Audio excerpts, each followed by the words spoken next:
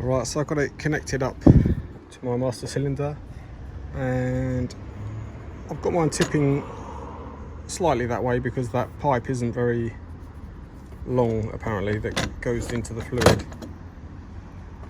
At the moment I've not pumped it up.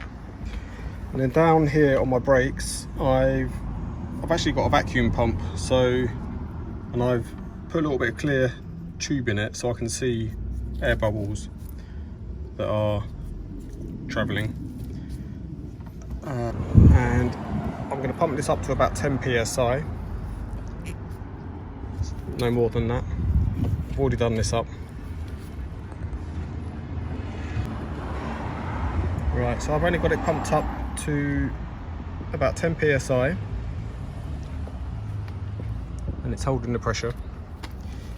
So down here what I'm going to do is see if I can show you air bubbles that are going to be travelling through that pipe. So I've got a torch. I'm going to try and see if it will show up. Maybe against the blue or dark background it might do. Let's have a look.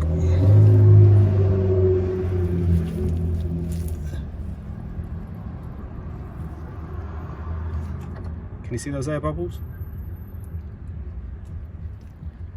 So I've only loosened that, you know, less than a quarter of a turn. Okay, now the air bubbles have stopped coming. I'm just doing that up. So I've just done that back up again. I'm still at 10 psi, so that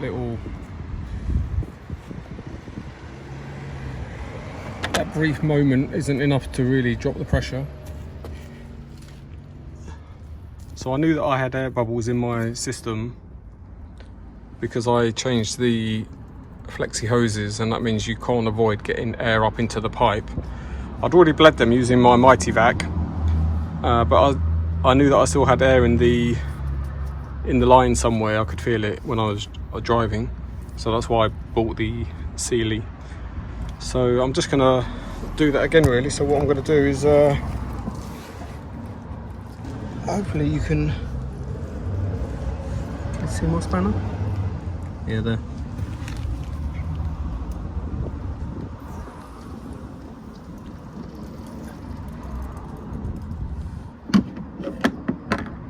So I can see from my little canister that I've got liquid going in there, brake fluid.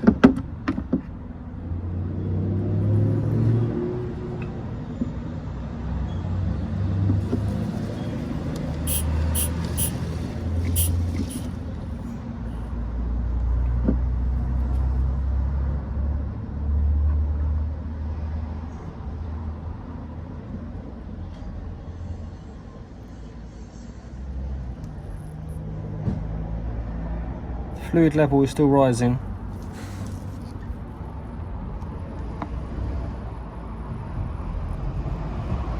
There's another 5 mil. Once it gets to the next line, I want to close it.